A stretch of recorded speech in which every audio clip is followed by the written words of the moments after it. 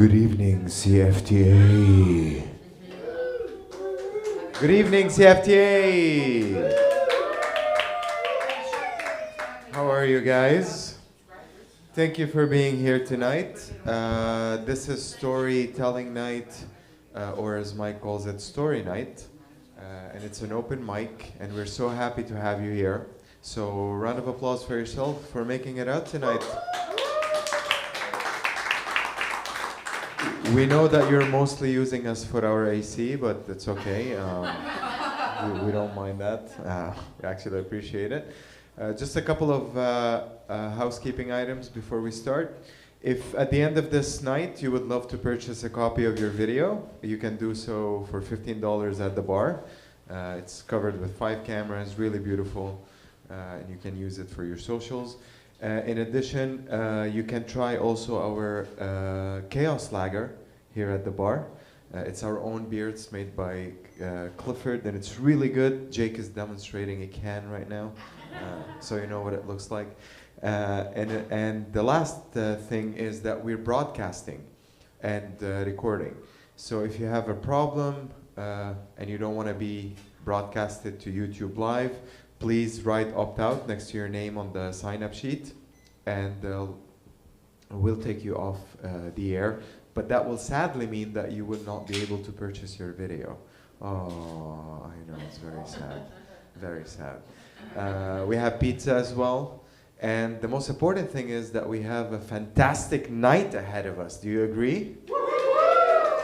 Okay, ladies and gentlemen, without any further ado, please help me welcome your host, Mr. Mike Derbecker.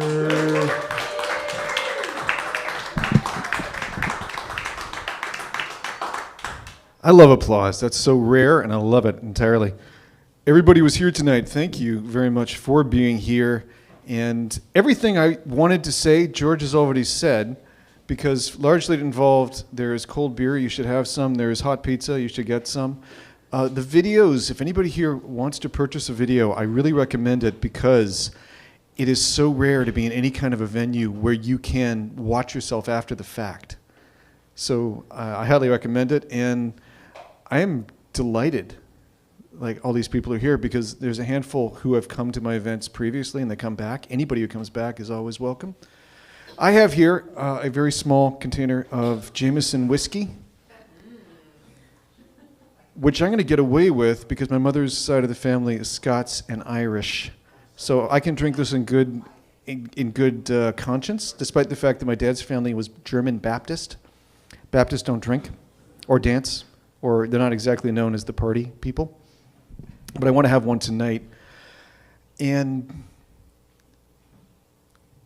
story-wise, I am leading around 15 different freaky stories that I really want to tell tonight, and I can't because 5 of them are happening and it would be indiscreet to talk about them. 5 of them I have asked permission for people from my past to say, listen, do you mind if I talk about this in public? And they've given me very strict statutes as to what to change.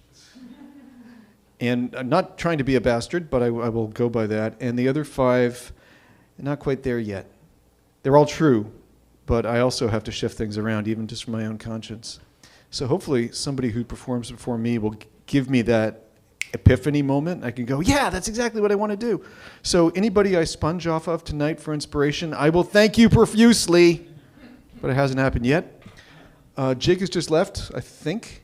I just want to thank him as always because he has encouraged me to do this for the last 2 years. And I am absolutely delighted, and I want to thank George for filming it. And George will be performing as well because he's always damn good. And I'm going to thank our first performer who has come in all the way from St. Catharines. And he was nice enough to have me on his podcast around like 6 months ago, a year ago? 6 months. 6 months. I have no sense of time. I've got 2 kids, and my mother-in-law is living with us right now. That's a monologue by itself, and I can't do it because everybody's still around. He is coming all the way. He is amazingly funny. He is also amazingly incisive. I'm just delighted he's here. So this is David, DJ Roy. Come on up.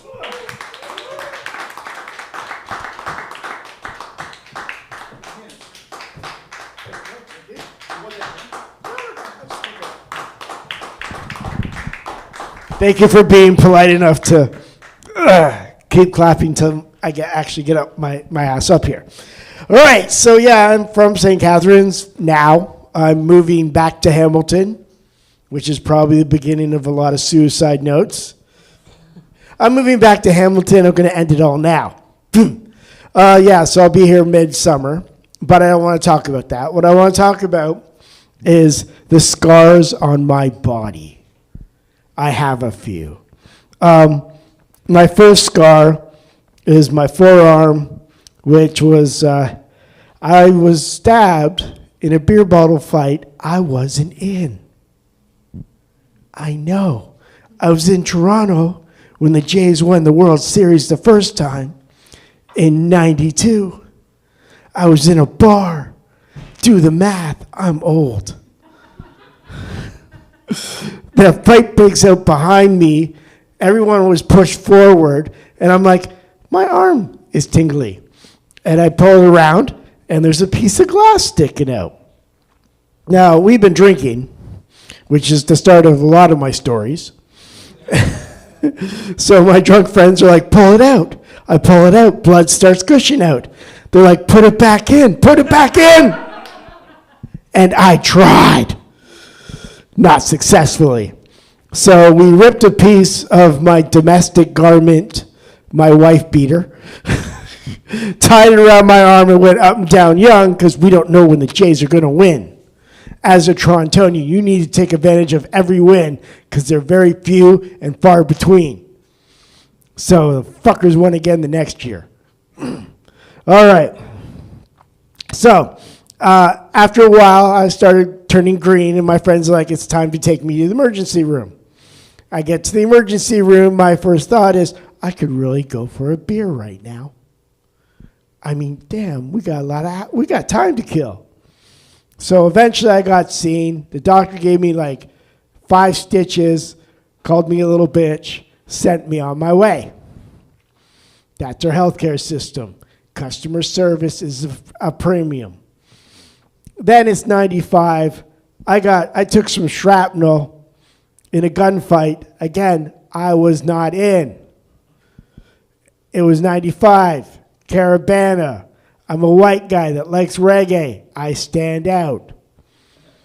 Some guy, I just paid my $10 to get into the event, and then sure enough, some guy coming down the hallway, just shooting off, like licking off shots. Everyone got small. So long story short, a bullet hit a wall, and a piece of the bullet hit my ankle. An ankle that's not there anymore, which is ironic. So I'm walking out of the event, and I'm like, I'm telling my friends, my ankle's killing me. I take off my shoe, pour it upside down, blood just pours out. So now we're back into the emergency room. Again, my first thought is, I could really go for a beer right now. I have a lot of time to kill. I finally see a doctor. He gives me 8 stitches, calls me a little bitch, sends me on my way.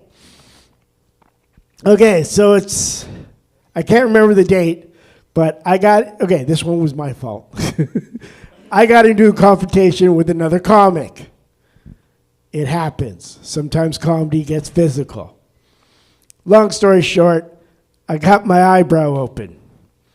We went to the Emerge, but this time we brought beer because we've learned from our mistakes. So, long story short, I got kicked out for drinking in the emergency room. One of the guys I'm hanging with is a cut guy for boxers. So he's like, dude, we'll go back to my place, I'll stitch you up. We get back to his place, he puts a bottle of Jack Daniels, half drunken, in my lap, and he's like, you're probably going to want a sip of that. I'm like, oh, it's one of those operations. Oh, okay. I sip up, I wake up the next morning, and the loops were just massive because he was drunk. So I cut those off. And that inspired me for my next pursuit is I want to be an MMP for Ontario. And my platform is the emergency room should have a liquor license. Who's with me on this? Yes! Because just because you're in the emergency room doesn't mean you need to stop partying. I don't know how far I'll get, but that was my story. That's the scars on my body, and they were all superficial. Now, the scars on my soul, those were fatal. All right, my name's David DJ Roy. Google me, and some definitely weird shit's going to come up. Now watch me fall off the stage. No. Watch it. The cord. Don't say that. There we go. On the stage. For obvious reasons, give it up one more time for David DJ Roy.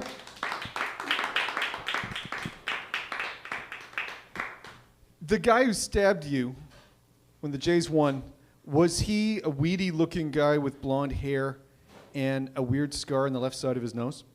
Sorry, just on the left side of his face? Honestly, I didn't even get to see him. I had a near-death experience that particular night around Yonge and St. Clair because I had been at a friend's house watching movies. He was not a baseball fan.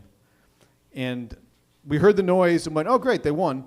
I went out to buy pizza, and a guy walking up the street saw me and said, hey, we won, and you're not really enjoying this, are you? Is there something wrong with you? Like, do you hate the Jays? And I realized he is going to beat the living shit out of me to look good for his girlfriend. And just stood there and said, I love the Jays. I was at a funeral today. I had not been at a funeral that day. I thought I might be at my funeral if I'm not careful. And it's amazing because the moment I said that, he went, oh, geez, dude, were you close? And I point, yeah, we were really close. He loved the Jays. It's too much for me. And then he kind of put his hand on my shoulder and said, be brave, brother, and walked away. I really wish I was making that up. I was not making that up.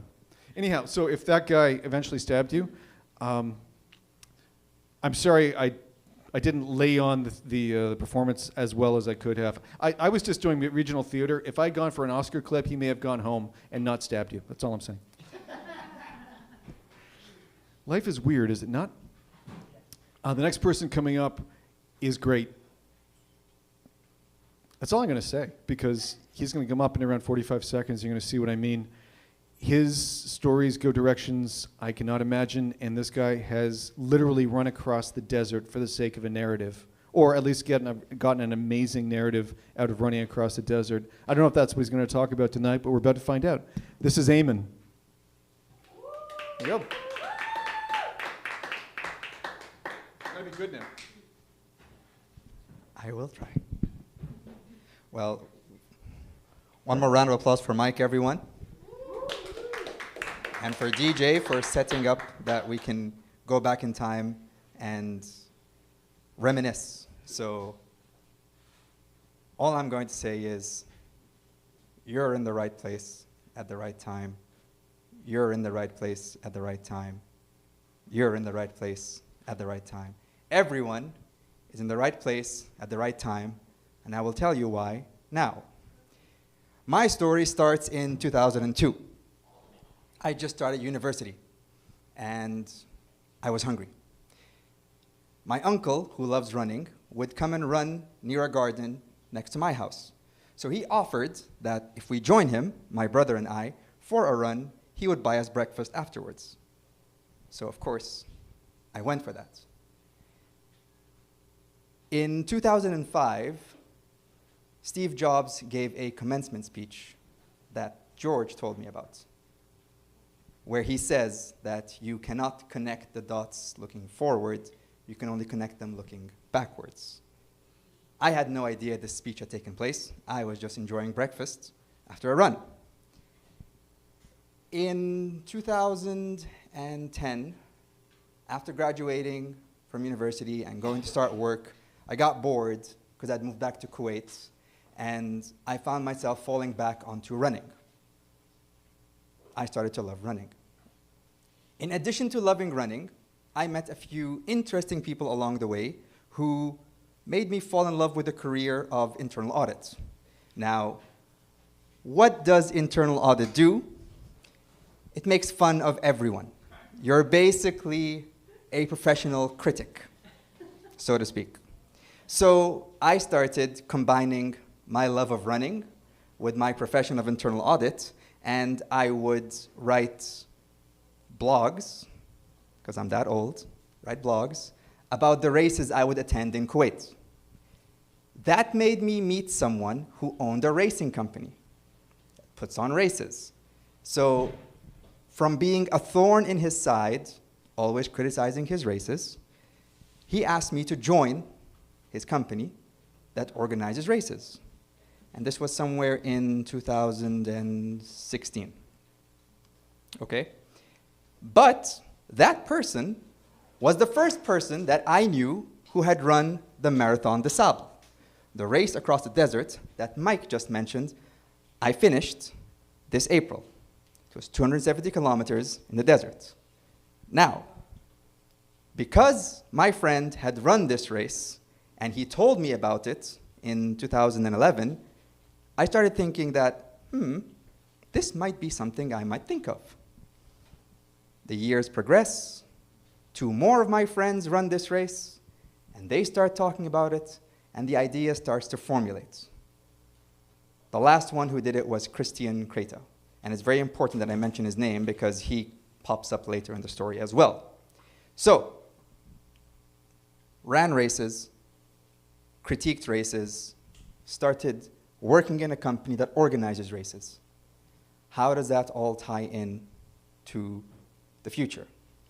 Well, after running Marathon des Sables, or before, as I thought I wanted to do it, I started thinking, okay, I need an altruistic goal. It can't just be that I want to run this race for the sake of running the race. So my goal was to get enough clout as a runner, running this really difficult race, to make myself known back home in Egypt, so that I can put on a race there. Now, I promise you, it is not an ultra. It's a regular race, regular distances, 5, 10, 21, 42. But to do that, I have to meet some influential people. So, who do I message to try to get that ball rolling? The Minister of Youth and Sports in Egypt. I messaged him and I was like, you know what? If he responds, great. If he doesn't, I gave it a shot. Now, mind you, I'd been emailing every single company I invested in Egypt and Kuwait, so they can sponsor me in this race. No one responded. So I'm already off to a horrible start. Lo and behold, the minister replies. And he tells me that once you run this race, swing by Egypt and we'll meet. Which I did in May, last month. Now, as everyone who comes to CFTA will know, I have a pilgrimage that I do to Kuwait and Egypt twice a year, May and November. So to tell you how that day went, where I met the minister on the 20th of May. On the 19th of May, I was in Kuwait, 2,000 kilometers away. At 12 a.m. on the 20th of May, I'm printing a presentation to give to the minister that was created by my friend Christian Kreta, who also ran Marathon des Sables, and he helped me to put a logo to the idea that was formulating in my brain. I printed it at 12 a.m., went to the airport at 3 a.m. for a flight that was at 6, landed in Egypt at 9 a.m. on the 20th of May, and I'm supposed to meet the minister at 3 p.m. on the 20th of May.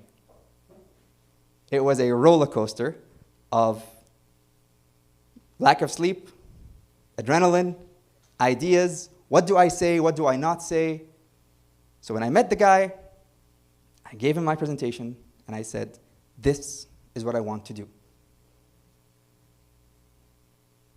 And there was a long holiday after that week, so I only got to hear from them on the 2nd of June. And on the 2nd of June, the minister tells me that we like your idea and let's talk more about it. So I went from 2002 running for breakfast to joining a running company to running a race in Morocco, that's 270 kilometers in the desert, that landed me in the office of the minister, where I finally get to follow my passion and my dream of putting on a global event. That's what I hope it will be, and I will use the video from this night to hold myself accountable for that. But that's what I'm saying. You never know where you are, you never know the journey you're going on until you look backwards. Thank you so much for your time.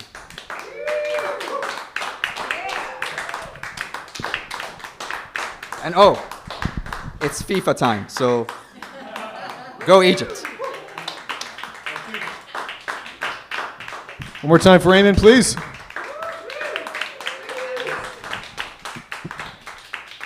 For two reasons. Firstly, because it was a great story, and secondly, you got to represent for FIFA, of course. Absolutely cool, except for one thing. I think Eamon's a great guy, except I'm now terrified of him because I have worked for healthcare companies and banks. So the moment somebody says internal audit, my first thought is, what did I miss 3 months ago? What piece of paperwork is someone going to say, Michael, did you do this? Did you classify this? Did you authorize this? Please don't beat me up, Eamon, okay? Like, in an audit sense of the term. Physically, I think I got a 50-50 shot, but in an audit term, please be nice to me. The next person who's going to come up is Rose.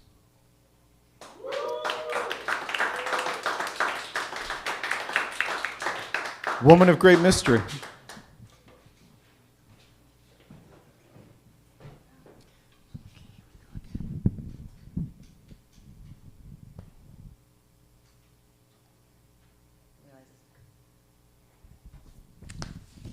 Thank you, Michael.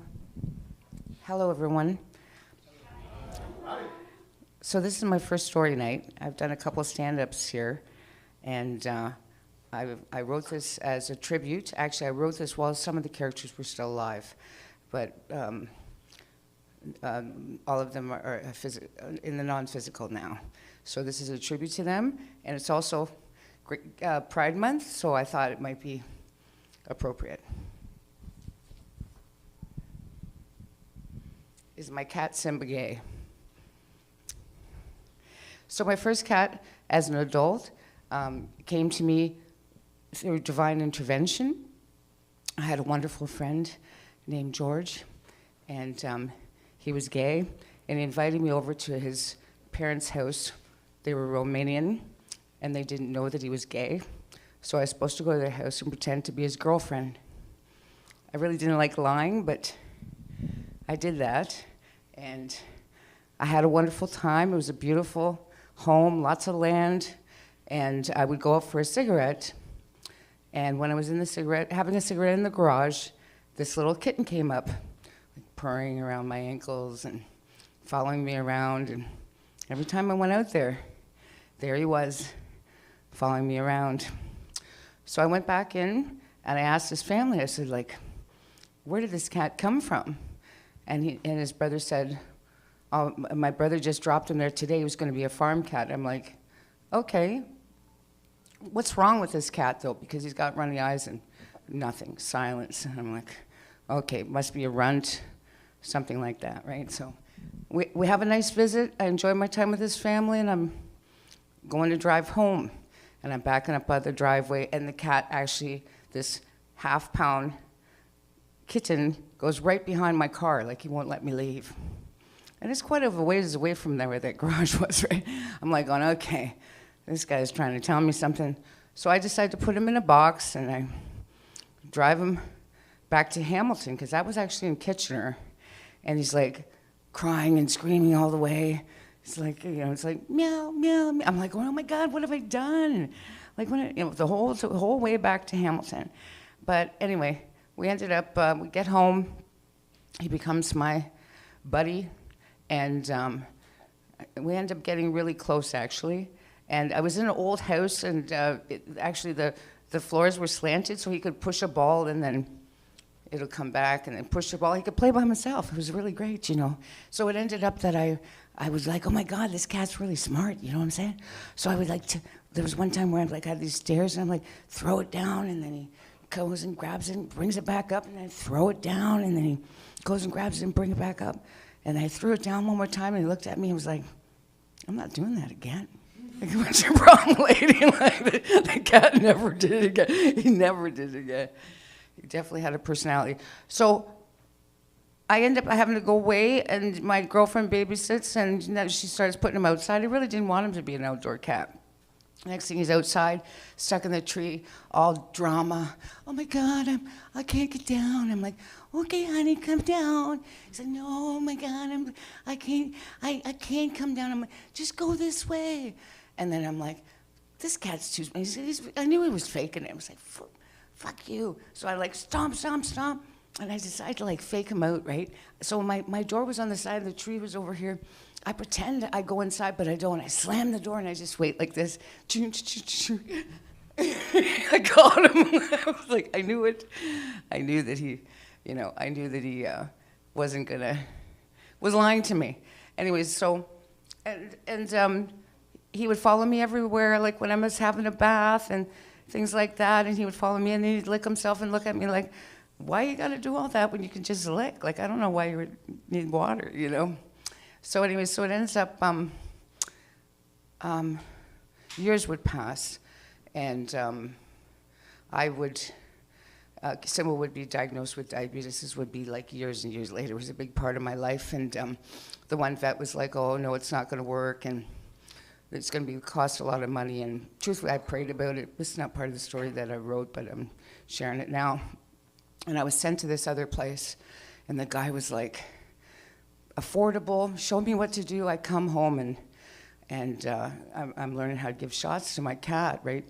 And we were so close, he'd actually pee in a cup for me to check his levels. Like, he's put a little ass, you know, so I would be giving him a shot, and he'd pee in the cup, and I'd check his levels. I'm like, oh, honey, you're balanced. Oh my God, this is so exciting, right? He's like strutting down struts down the path from the sidewalk, and I'm looking out my window, and there's a little area of like trees on the side there behind a fence. And next thing I'm hearing like screaming. I'm hearing him screaming. I'm like, oh my God, what's going on? And I run outside and I see this other cat like humping on Simba, and I'm like going, oh my God. So I break it up. I bring him inside, and I call my friend Randy. Now Randy was more like my gay friend, but like a girlfriend, you know, like those shoes don't go with those pants kind of girlfriend, you know. And so I'm like, Randy, I'm like, is it possible that my cat's gay? Like, and he's like, Rosie. Now, Randy had a beautiful, beautiful collie. His name was Duke. The dog barely barked. It was one of the most elegant dogs. He's like, one day I was walking Duke, and this Rottweiler started humping him, and Duke was just so well-mannered, he let it happen, had this confused look on his face.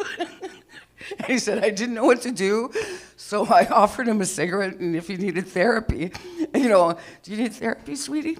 So the next thing, I'm like laughing with him, and I'm inside the house, and the cat that was humping Simba's in the back, and he's like crying for him. He's like crying for him. He's a really beautiful black Persian. I'm like, Simba, honey, I'm really proud of you for attracting a really hot kitty, but I'm a little jealous because you're getting laid way more than I am. Thank you. Thank you.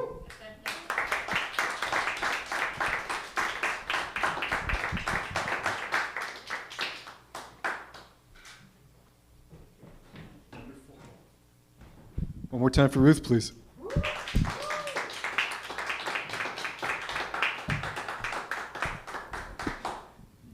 Your cat's incredibly polite to, and the collie as well, to be humped and just kind of go, oh, well, you know, get it out of your system. Is your cat diabetic by any chance?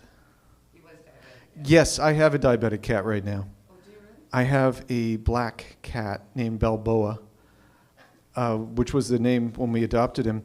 He had been a stray at one point and had mites in his ears. So when they removed the mites, the cartilage collapsed. So he's got cauliflowered ears. So we don't know whether he was named after Balboa, the city in Panama, or Rocky Balboa because he had cauliflowered ears.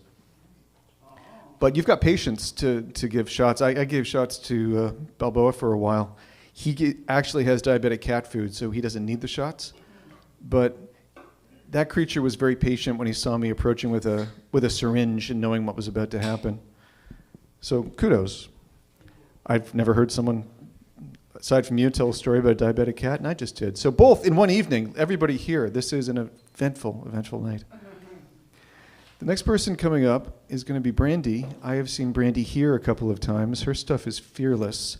And she has very politely asked not to have her voice in the video stream. Is that cool?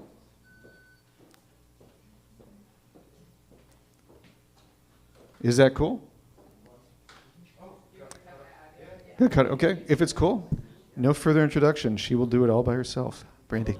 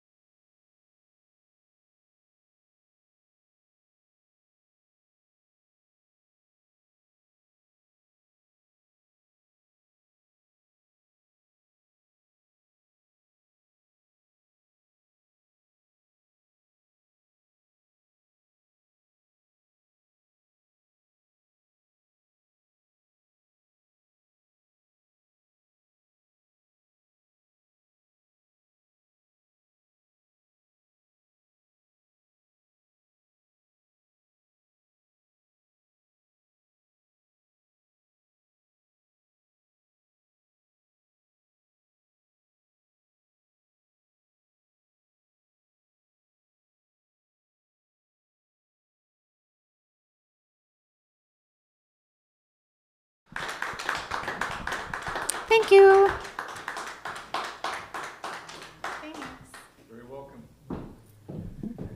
A woman who needs no introduction. Brandy, one more time, please. I also have the feeling that's not the first time you've heard the phrase, Brandy, one more time, please. That is wonderful. Come back and do Dr. Seuss erotica anytime you want. I have written one piece of Dr. Seuss erotica as well. So if you ever give me warning that you're coming, as it were, I'll do mine as well. Because how many times do you have a chance to perform Dr. Seuss erotica in life? Not very often.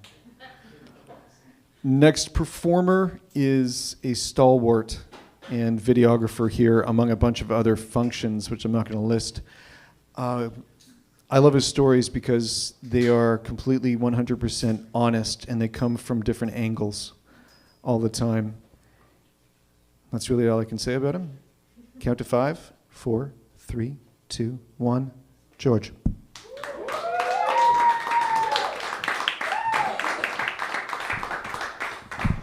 Hey guys, I'm George, not gay George, Rosa's friend, straight George over here. I wanted to share a little story from my childhood with you guys. I thought about it yesterday. I was talking to my wife, and the story goes to a specific date, which is around the 10th of August, 1989, I think. And that's the day Iraq invades Kuwait, where we were living at the time. They invade on the 2nd of August, right? And on the 10th is when, around the 10th is when my parents said, okay, I think we should fuck off. And we did. We got in the car, packed up whatever we can, and I remember distinctly my mom took her jewelry and sewed it inside a pillowcase, and my dad cut open her seat so she can stuff it there, because we didn't know what was going to happen, right? So Iraqis are invading. My parents heard stories that they weren't nice. Obviously, you don't invade somebody. Yeah, that's something only us do, Arabs. When you're stuck in a war zone, you'll say, like, are they nice people though? Like, I mean, they just killed like 3 generations of your family, but we're still like, but are they nice? Would they steal my stuff? You know what I mean? So my parents heard those stories, and my mom wanted to at least have something to get us all the way to Lebanon, which is where we're from, which had another civil war going on. So imagine, like, we're escaping Kuwait, a place that supposedly was safe, and we're headed towards an active war zone, civil war, because why die a stranger, right? Why not die with your own people? You know, like, that's kind of what was the gist of it. Seriously, because it doesn't make sense. Why would you could stay put, right? Like, and I'm dying anyway.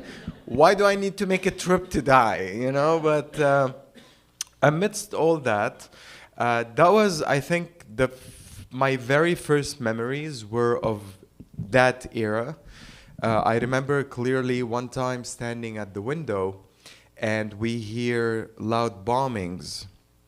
And my aunt, who also lived in Kuwait, drags me and takes me to the door sill, like the entrance door, because that's the safest place in a building to be. And so these were my memories. But as I was ruffling through my memories recently of that era, which is the era when I came online, I distinctly remember one thing, and the more I think about it, like, it's been crossing my mind ever since yesterday, which is, while we were escaping in car, my mom, my father, myself, I had no sister, I was still king of the house, and my mom's sister who was visiting. So that's different than my auntie who lived in Kuwait, who's my dad's sister. So that's 3 adults and a child in a car, which was like a Mazda something. Like, it was tiny, it was crammed. My dad had cut off some handrail and made like a baggage, what do you call it? Like a rack above the car so we can put our suitcases. And amidst all that chaos and the traffic jams and, the death around us, for some reason, every night in the 4 days of driving that we've done, my mom would ask my dad to park to the side of the road. She would pull me out of the car and beat the shit. No, I'm joking. And she would get a big jug of water that I think she was filling up at every gas station we stopped. And she would use that to shower me, put me in pajamas so I can sleep. We're running away from a war. And my mom's priorities was like, oh, time for bed, pajama time. Don't care about that F-16 crossing above our heads. You need to be in your pajamas or else this isn't safe. But the more I think about it, the more I understand what my mom was trying to do at the time. She was trying to give me some sense of normalcy, some sense of, hey, this is odd, this is weird, but by me sticking to a certain routine, which was a watered-down version of what she would do to me at home, she kind of kept me feeling safe in a full sense of security. Like, oh, here I am putting on my pajama. It must be fine. Otherwise, why am I putting on my pajama, right? So she kept that going on for 4 days, and the way I think about it now, it's so endearing to know that in a moment of chaos, fear, and really it's existential, this woman decided to put my well-being first. And I understand she's my mom, and most of you are like, yeah, that's what moms do. I'm a mom and I do that. But you don't have to. And that's what still baffles me till this day. Like, she could have just been like, she serenades me, right? She could have sang for me, and I could have slept in the back seat of the car, and I wouldn't know any different today. But the fact that I still remember it means that whatever she was intending to do worked. And I often think, would I have been better without her doing that? Or better with? And the answer is always, no, maybe we shouldn't get into wars as often. That would be the better answer. But, and it was only befitting that in February my mom passed. And it was sudden, it was unexpected. Like, she fell, broke her neck, it was instant. And I go to Lebanon for the funeral, or actually after the funeral, to see my sister, who is my sister. And the war broke, not a war, it's like the attacks from Israel broke on Lebanon. And that happened many times in my life, many, many, many times that I cannot remember. Some I remember, some I don't. Some require people to actually remind me, hey, you were there when that happened, when they killed that guy in a bomb in a car. So I have to be reminded. But definitely, this was the first time that I felt I have no pajama. I had to escape as well. I had to fend for myself, and that's when I felt for the first time like, no pajama over here. And I just wanted to say, mothers are beautiful creatures, not just in the sense of what they do to their children, but the will to wake up every day and choose a child is not something that comes easy. I have nieces, I love them to death. I want to kill them someday. Like, yeah, some days I'm like, I'm done. But for a mom to wake up, and I was a shitty child, like we all were, you remember your childhood, like you were terrible. But this woman still woke up every day, and that he's gonna become better one day, like otherwise, But yeah, so from the bottom of my heart to every mother, thank you. And if you still have your mother, remember, she put on your pajamas. And now, when you go to bed, you put on your pajamas on your own. And that's very scary in today's climate. Thank you, guys.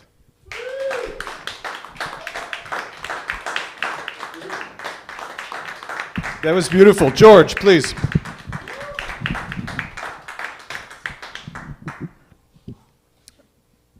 Firstly, that was beautiful. Thank you for sharing that. As I get older, have known more and more people who were either in Kuwait proper or were someplace close enough that their families decided to get them out of the area. And that was a very stark relief from what was happening in North America. Because at the time, when the invasion happened, I was at Guelph University with a buddy of mine, and we were debating, how do we shoot ourselves in the foot properly so we don't get drafted in the event of a war? And we were half serious. I mean, we were drunk enough that we were half serious. When we sobered up, we realized that was ridiculous. But it was an inconvenience here. And the older I get, the more stories I hear where someone does what your mother did. We're going to make this a normal situation, or I'm going to treat this as if it's normal, even though I know it isn't, but maybe I can convey that. So I can imagine everything you went through. It's a beautiful story. Thank you for telling it.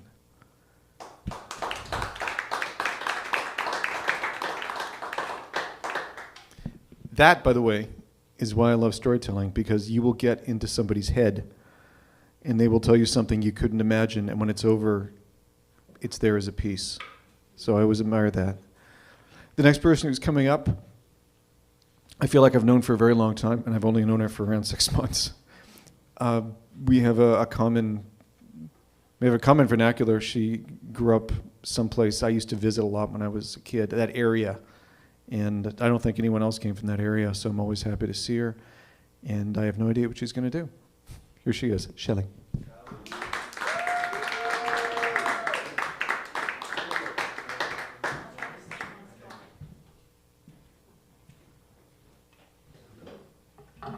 Today's story comes with fearsome knives.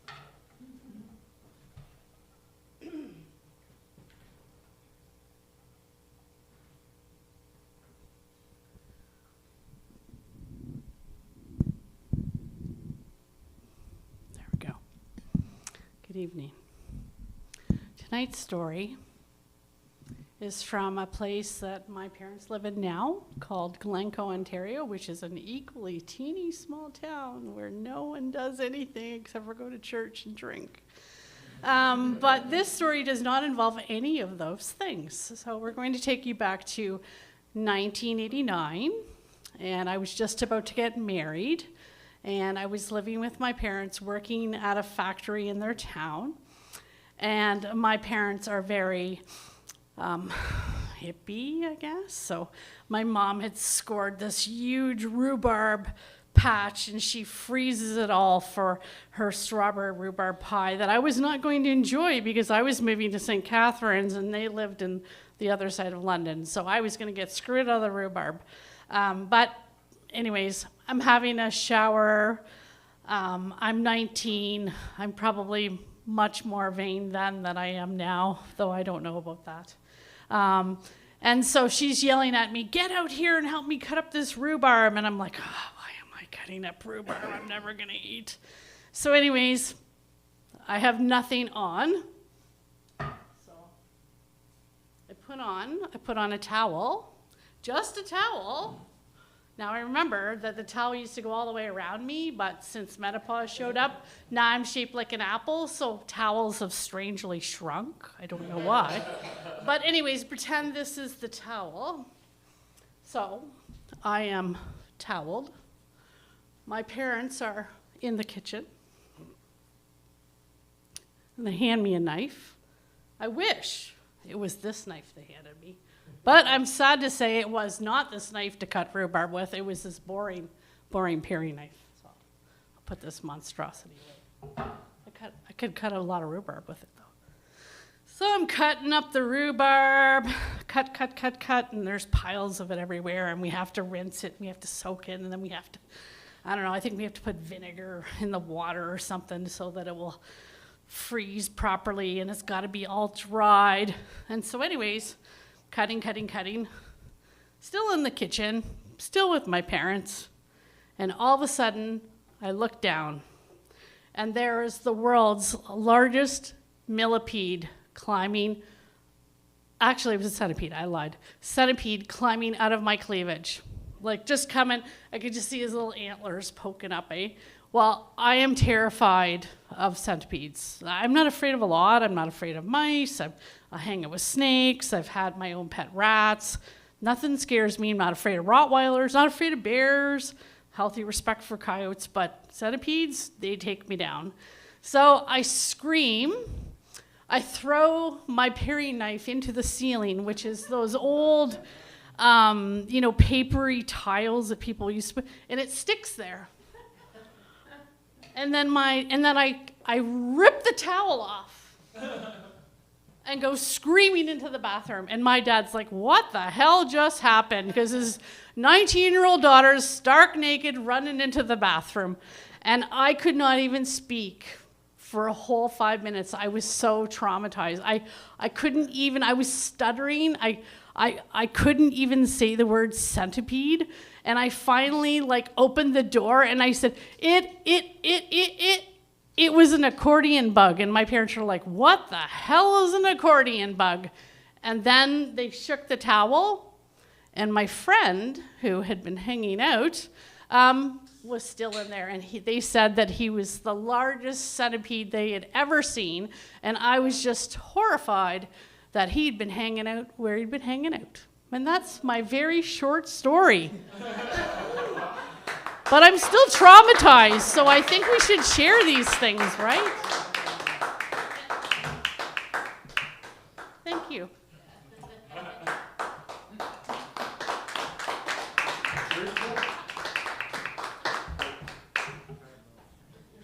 Always be nice to a woman who's leaving a stage with a knife.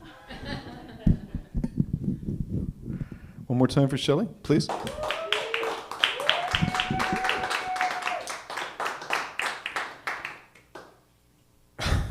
I don't like centipedes either, just for the record. I had a girlfriend at one point who made it very, very clear that she could deal with centipedes if they had one less set of legs, which I thought was weirdly specific. She said, oh, too many legs, just one set too many. If it was 98 legs, I'd be fine. 200, 100, I can't deal with it. Daniela, if you're watching this, you did say this to me 30 years ago, just for the record. I get to tell a story as well. A lot of what has come up tonight has been about how you have been affected and shaped by something that happened a long time ago. And it's always amazing that you can hold on to something for any extended period of time. I directed a play in Toronto a very long time ago called Burn This. You can look up the plot as you on your own time, but there's a great line where someone talks about a lot of life, a lot of experience is very, very fragile. Their point is what you should do is you should write something personal, write the truth, and then write burn this at the end of it. So that way it just disappears. That's one way to look at it. The other way to look at it is that some stuff is indelible, and it may not come out in a straight fashion. Most poetry is going to be like that.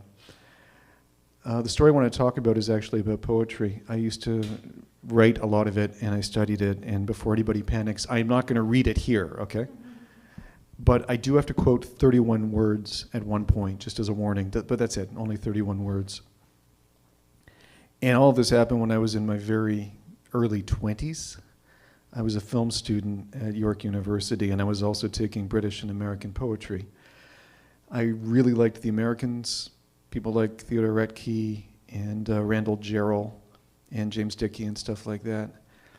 And I was in a poetry class with a really striking woman who had a very bad attitude, and she was weird and she was nasty and she was sarcastic, and I had a weakness for her immediately. And we were both under the thumb of this professor who was from someplace in the UK. He had an accent that was incredibly thick, and he had no patience for any poetry, except a very small handful. So it was great to hear him say, "Oh no, what he's written there it's amusement. It's not poetry. It's not poetry. No, that's dog shit. It's not poetry whatsoever." But I got a piece here. It's T.S. Eliot. Now that's I don't like it, but that's poetry. It is something that does not come out of your head. It comes out of your body. That's poetry. Michael, you wrote something here. It's not unpleasant, but it's not poetry. No. But except for the last line, the last thing you wrote, that one little bit, that's poetry. That's poetry.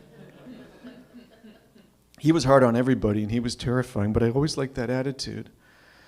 And somewhere in this class, I got involved with Angela, but we were not involved, okay? We were not dating. She did not want a boyfriend. We were not dating, quote, unquote. We were, however, on terms. I don't know how you'd put that. The terms usually were that if we went out to a club, she would pull me into a quiet corner and spend 45 minutes kissing me, and then explain to me how she didn't want a boyfriend, and then we might do it. Yeah, we've all been at that particular stage. And I had an incredible weakness for her because of that weird attitude and because she was very smart and she was very sarcastic. She was also a year ahead of me, so she was an older woman and she was drop-dead gorgeous and she was taller. So the sheer fact that she was keeping company with me made me feel like a cat who had swallowed a canary. I thought, okay, I've gotten away with something. This is amazing. This is great. They say the Lord hates the coward, God hates the coward. No. God hates the smug. And I was beginning to feel slightly smug about maybe getting away with something with Angela. And all of this stemmed from a year-end poetry class where someone brought a lot of chocolate, and a lot of potato chips, and a lot of really cheap red wine.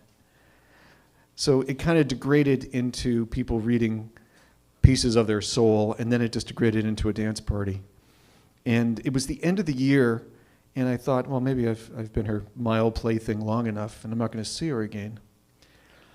So as I'm leaving, and she's staying, and she's dancing with somebody, I had this brilliant idea. I was going to walk up to her and say something really ironic and cool. I was going to go up behind her and say, "Goodbye, Sister Disco," which struck me as a really good idea at the time. But the closer I got to her, the more I began to realize, I had a few moments with somebody. Maybe I was just amusing, but she's graduated. I don't know what she's going to do. She has no reason to hang around here. And I got really wistful. So for reasons I do not know, I walked behind her. I kissed her in the cheek and I said, "Good night, sweet prince," which is not a step up from "Goodbye, Sister Disco." But she did something really weird. She turned around and she grabbed my hand and held it to her shoulder and said, "Where are you going? I need to keep in touch." So that is the "we are not dating" part. That is the start of "we are not dating," and she would pull me into corners, and we spent a lot of time drinking coffee and seeing movies. And that year, I was working for the Toronto Police Department. I was not a narc, in case anyone's worried about it. I worked for social services. I wrote presentations for senior citizens. It was very boring, but it paid really well, especially for a university student. So in the summer, I was going to the 32 Division in Toronto. I would do a couple of hours, and every so often, I would meet Angela.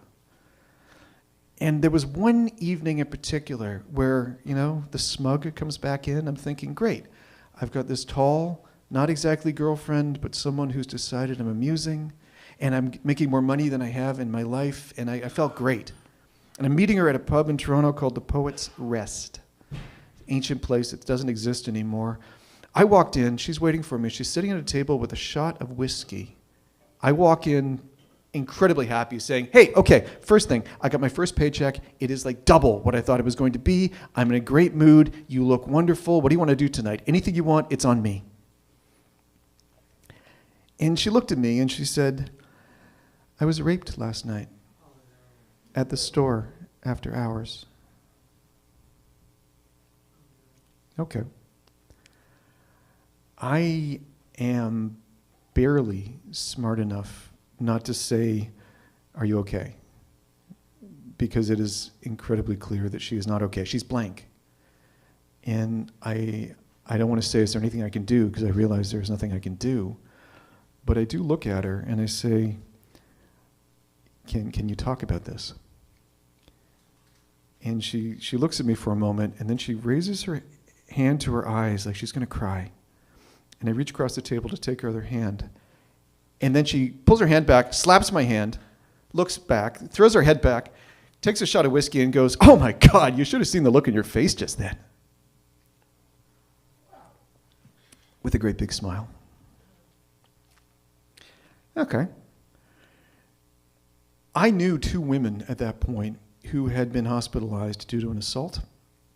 One was at random walking out of a club, and the other one was her lover at the time. I'm using the term in a very broad sense, who decided that she was not going to go out one evening without him, and she lost 2 teeth.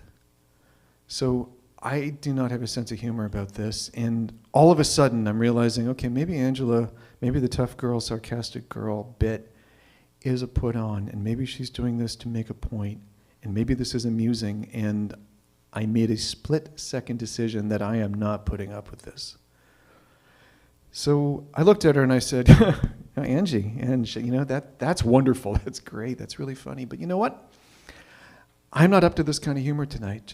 I think you should have a wonderful night by yourself. I threw $40 on the table and said, that's for the drinks, take a cab home, maybe I will talk to you another time. And I walked.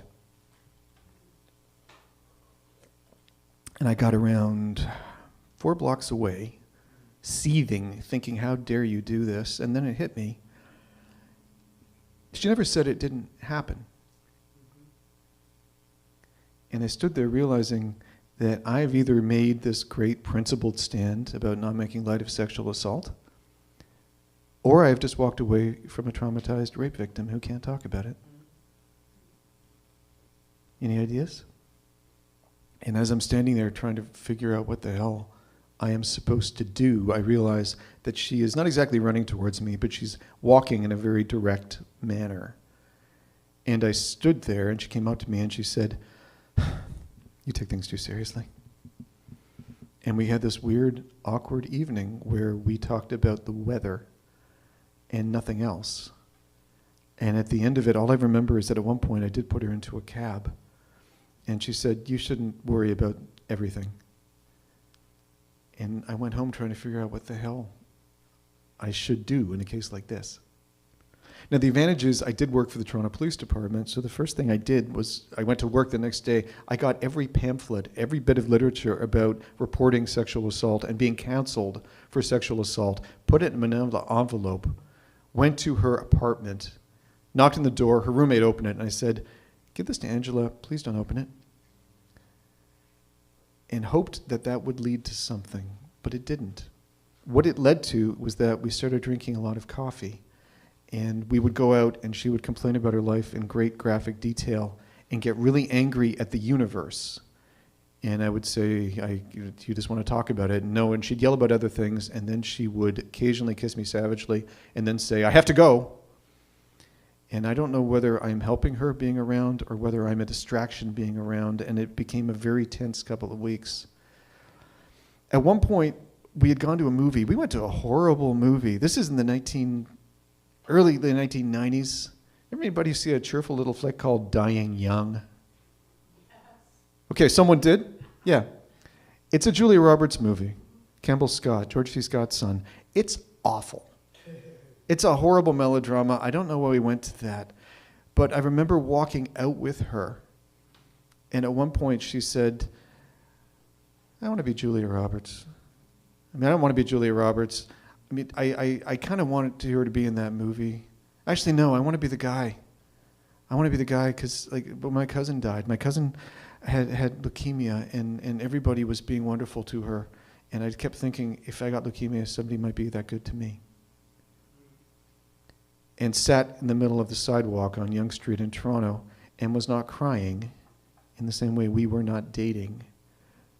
But she had tears running down her cheeks. And I eventually sat beside her, and there were people walking past us, and I put my arms around her shoulders. And she said, "I hate you, Michael."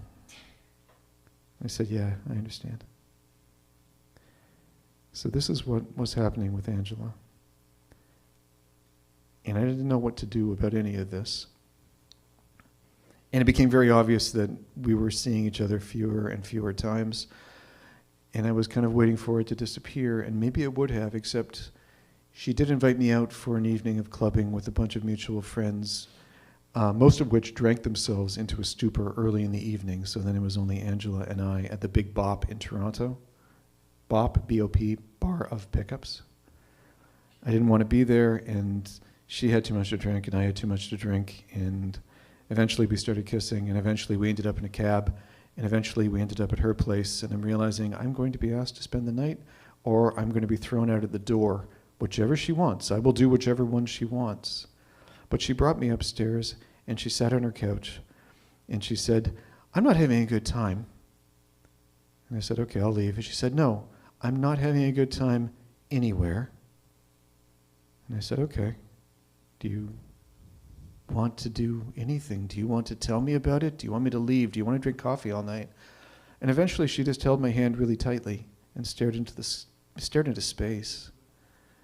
And then she lay on her side, and I sat on the floor all night holding her hand, and eventually she fell asleep, and I was up there until 6 in the morning, and at 6 she woke up and she said, you can call a cab. I went to the bathroom and locked the door. And that is when I realized I can't do anything for Angela. And I didn't talk to her for a month. I thought anything I do is going to be wrong. Anybody see the movie Chinatown?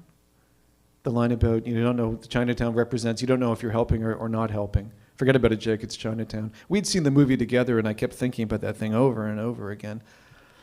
And at one point, she called me out of nowhere and said, I'm back at the Bop, and I'm here, and I'm with Kathy and Steve and Stephanie, and you should come down. You should come down and just dance with us. And I said, yeah, it's a place where they serve $2 shooters. I think I'm going to stay home this evening. Have a lovely time.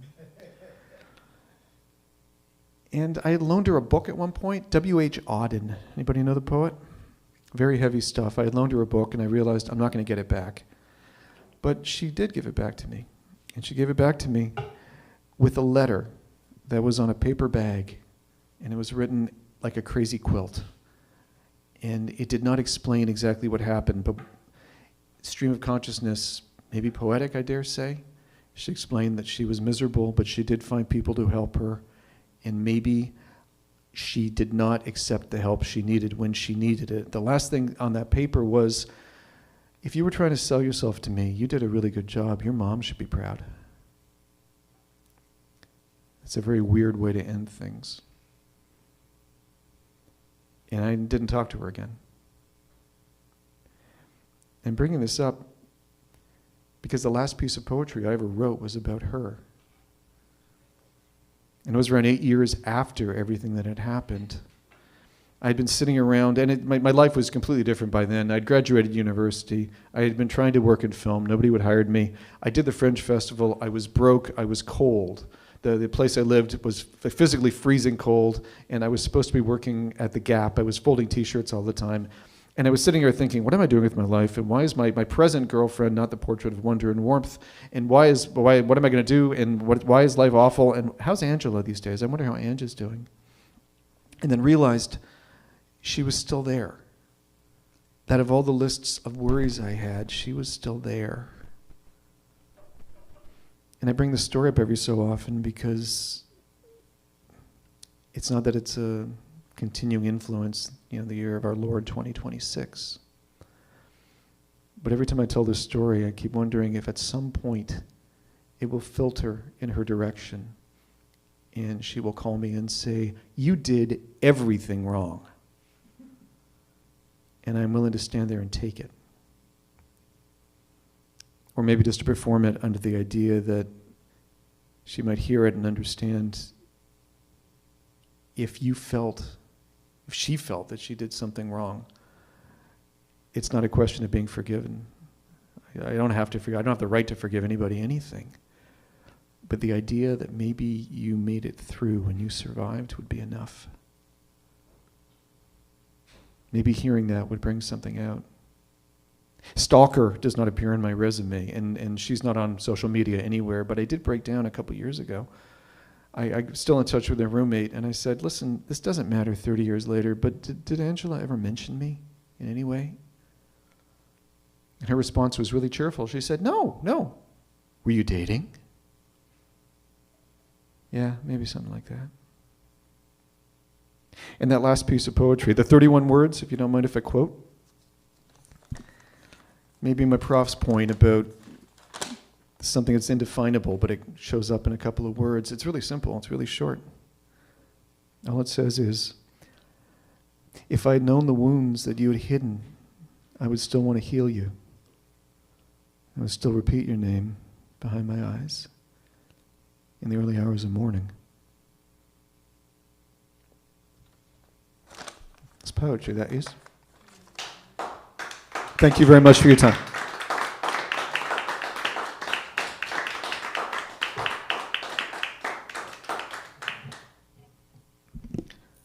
I don't have the chart in front of me. I gotta find the next person. One second.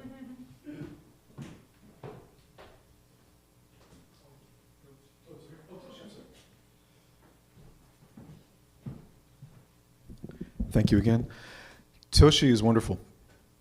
Full stop. He is incredibly funny as a stand-up, and his stories, it's funny, I always say that things go in directions I don't expect.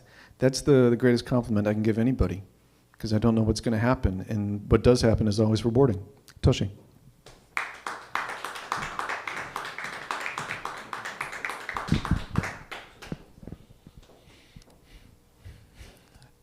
I wouldn't want to ask if we are feeling good tonight. Yeah, but that was such an amazing story. Thank you. Happy Pride Month. I've been thinking about this lately, and I feel like the only thing that is more gay than being gay is being homophobic. Because what do you mean you are scared of gay people? Like you actually have a phobia for the gays. That's gay.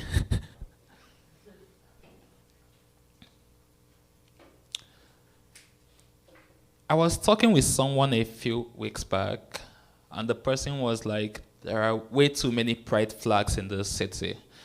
That it's as if the government is trying to force this gay shit down our throats. Like, bro, if seeing the gay pride makes you want to suck a dick, I'm sorry to put it to you, but maybe you are gay. And the pride flag is actually for you. Just maybe.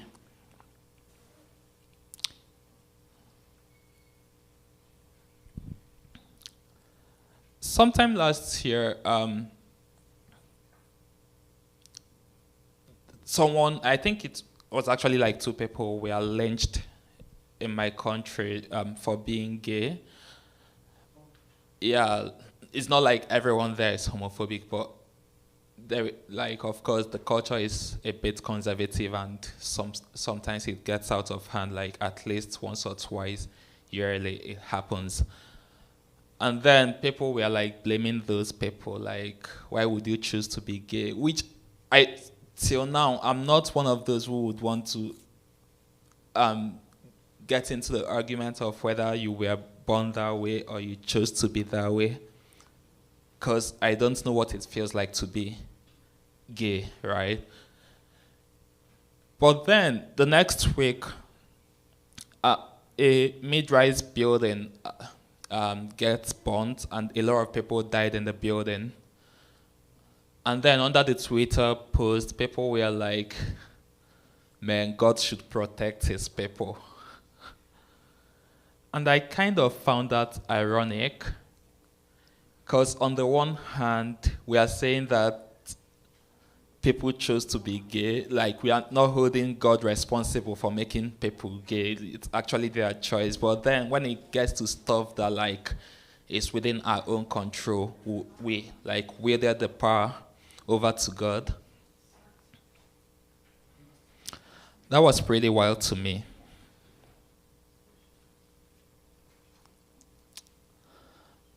But then I kept thinking about it, and I feel like there is a middle ground that we are kind of not really looking into when it comes to the whole LGBTQ movement, both the arguments for it and against it. And maybe if we could access this middle ground, it might even like help some people understand more clearly what this is all about. Because for some people, it's either you are for it or you're against it. And I believe that opinions can be a bit more nuanced than that. It's okay to think that anything is a sin. Like, it's okay. People feel like eating pork is a sin, and that's okay. I eat pork. Some people feel like it's a sin. People feel like fucking is a sin. I fuck, and I'm a Christian. I don't care. Like, I don't care whether it's a sin or not.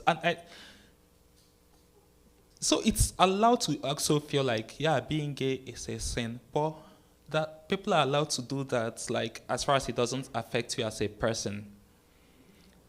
And maybe we should also have a flag for that, because if I should wear the rainbow shirt or anything on stage, what does it say? It doesn't say that I'm fighting for their rights or that I agree that people have the right to be this.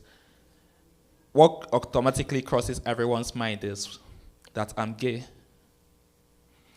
And that's why I understood it when, like, certain footballers were like, our religion forbids this, so I wouldn't wear the rainbow armband. So I was thinking, what if we had like a flag that just says, you know what? Just be whatever you want to be. Like, I'm not gay, but I support the rights of everyone to be trans, gay, whatever they want to be. Maybe we could choose the green and white colors for this. That's the Nigerian flag. Yeah.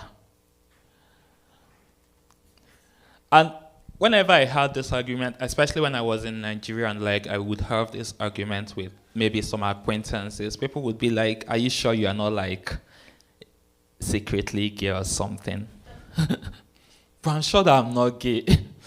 I'm not talented enough to be gay, man. Like, I've never seen a basic gay person. It's never happened. This is how untalented I am. Like, I remember when I was maybe 9 years old, my mom spent about 10 hours trying to teach me, like, form a signature for me. And we ended up on an OW. Because that was the only thing I could, like, write consistently at that point.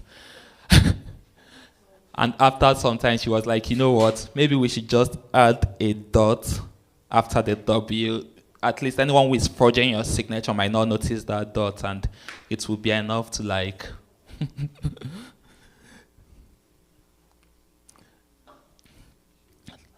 I've never formed an IKEA furniture alone. Like, if I get stuff from IKEA, I would always call the more talented people to help me fix it.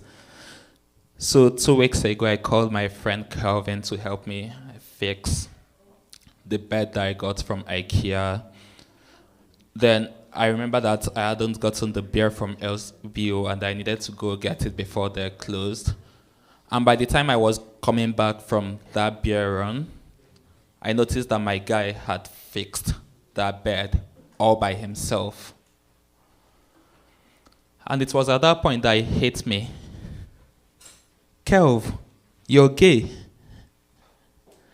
And he was like, how did you know this? I was like, you're too fucking talented, man. And he said, yeah, I'm gay. But would you have been my friend if I had told you about this earlier? And I was like, why wouldn't I be your friend just because you're gay? That would be gay. Yeah, that's the stuff I wanted to share with you guys tonight. Thank you so much.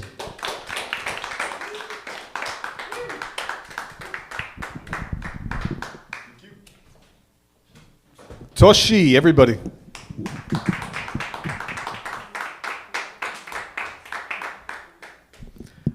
I actually forgot it was Pride Month a across the board, because it's become kind of habitual. I'm old enough to realize that the first time that was declared a Pride Month, there were enough people saying, well, I don't think it's, of course they can have their own month, but why should they have their own month? They shouldn't have their own month. I'm Irish and I'm left-handed and I drink tea. Why don't I have my month? Or some variation on that. I don't really remember why that was a thing and when it suddenly stopped. So I have no comment on them whatsoever, other than that Tashi is an amazing storyteller. The next person who's coming up, I've seen a handful of times. I don't want to keep saying the same thing over and over again, but when I like somebody, I will say they are very solid and they tell me things that I don't expect. I'm trying to figure out a way to say that sounds more original than what I just said. How about this?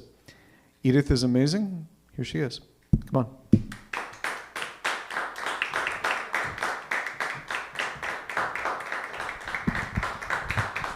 Hello.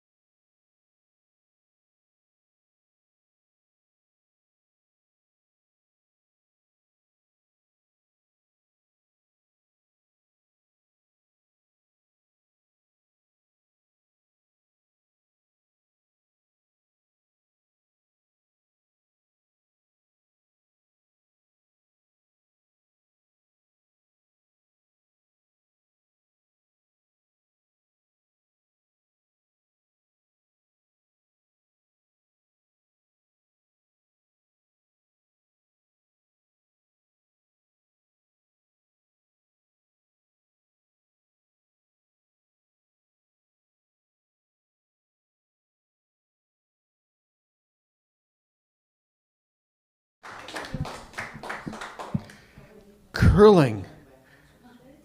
Why curling? Why did that get your attention? The sweeping? I guess it's because it's completely foreign, man. I live in Canada. I have relatives who worship curling, and I still think it's the weirdest possible thing you can imagine. So, congratulations. It's super exciting. I love curling. Okay. You're allowed to love curling. I encourage people to love curling. I've never understood it.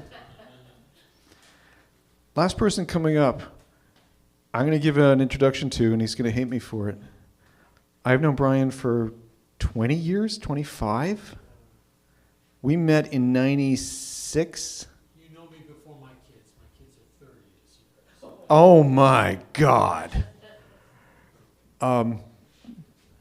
Brian and I used to work at a computer games company, is the easy way to say it. He was an animator. I was brought on to write dialogue for a space game, and I actually wrote around 400 pages worth. And the game was it was made, but it was never released. The weirdest part was that it was recorded. So I have a copy someplace of people reciting my weird dialogue and the technology that I invented out of nowhere to try to keep a job. When the game was over, I started writing technical documents. I would write manuals and stuff like that. We have kept in touch for years. He started coming to the storytelling events I went to that I was performing at in Toronto, and I was delighted to see him, and he wanted to perform. So for a long time, I was hoping we'd end up in the same stage. When he comes to Hamilton to perform, I'm also delighted because we literally end up in the same stage. And he is better than he gives himself credit for across the board. I'm done with embarrassing him now. He's the last performer for the evening, Brian Theriault.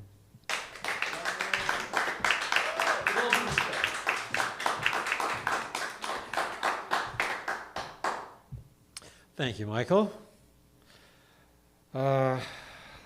As Michael so eloquently pointed out, I am old. Well, this story kind of bounces off of that. As I get older, I reflect more and more on who I am and how I got to be where I am. And this is close to my oldest memory. It was, as I've worked out, the summer of '68, the summer of love. I was 4 years old, going to be 5. And we were at the house, and we ran out of bread. And this was a big thing. My father would have bread with his dinner, and he was upset that we didn't have any bread. So I volunteered to go. My sister was asked to go pick up a loaf of bread. She's 3 years older than me. And I said, "Oh, I'll go. I know how to go to the store." So they were not convinced, but they gave me the money, and I have these vivid memories of going with my mother to the store.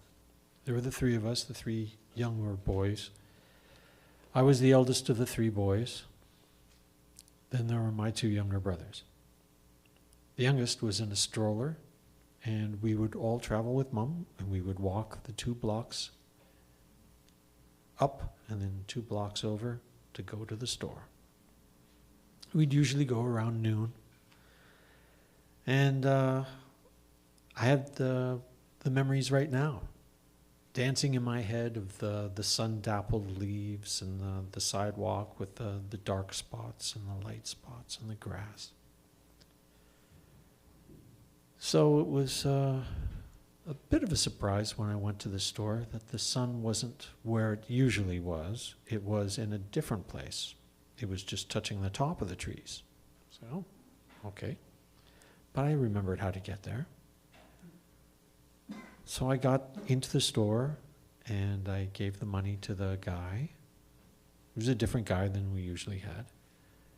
And he gave me the loaf of bread, and I said, "Thank you." And he gave me the change, and I put it in my pocket. And then I started going home. But as I came outside, the sun was no longer touching the trees. Some clouds had come in. And all of my memories were all tied to the sun, the way the sun was dancing on the trees. So it was very different for me. So I started walking home. I remembered the beginning part. So you got to go down 1 block, and then you got to go over 2 blocks, and then you got to go down. And as I went to the over 2 blocks thing, I looked down the street, and it was a completely different street. It was not the street that I remembered. And it looked really weird. So I thought, well, maybe I went 1 street too much. So I went back. And I looked down that street, and that street was even weirder. So then I thought, maybe I didn't go a street enough. So I went over 1 more street.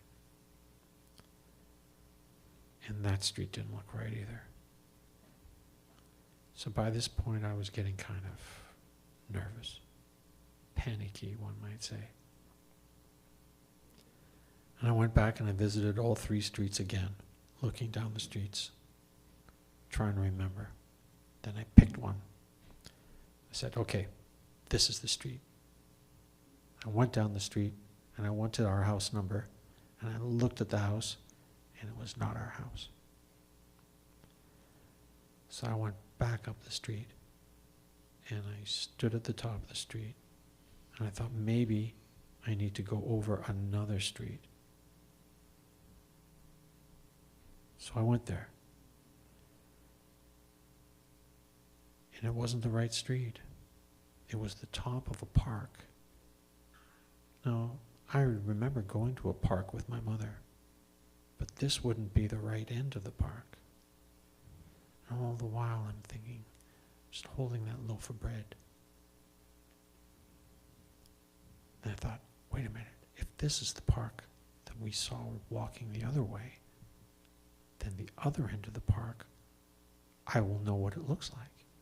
Sure enough, I went to the other end of the park, and there it was, the little geodesic dome over the concrete that they had back there in all parks in the 60s. And I went, this is the place. I know this place. So I ran out the end of the street. And I said, there's the crosswalk. So I ran over, past the crosswalk, 1 more street. That's my street. Up the street, 211. There was my house. But I was flustered. I was very upset. I had been gone for way too long, and my parents were upset too. I got inside the house, and they said, "Where were you? We went looking for you, and we couldn't find you." They were, like I said, upset. I put the loaf of bread on the table, and that made them more upset, because as I was walking, I suppose, I was treating the bag of bread like it was some kind of accordion or plushie, and by the time it got back, it didn't look much like a loaf of bread. I was just glad to be home, but then I had to deal with everybody being upset. It's one of those deep memories, one of those, you can see strings going to it. You know that it's meaningful, not to anybody else, but it touched me very deeply, and it affected the way I made choices in my life. It's not the way I wanted that situation to go, obviously, just wanted to go to the top of the street, find everything, come back. My dad would be very proud that his little man had managed to go to the store and come back, giving him his bread for his dinner. Everything was cold by the time I got back. My father had been running around the neighborhood trying to find me.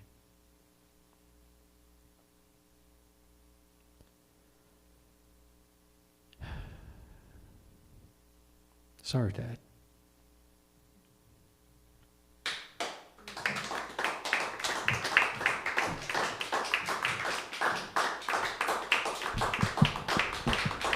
Brian Theriault, please.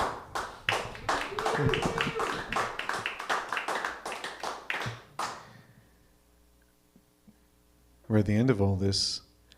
I want to thank everybody. I got a bunch of housekeeping things to do first, and then a genuine question to everybody. The housekeeping is anyone who's performed tonight who wants a video of their performance, please talk to George over there.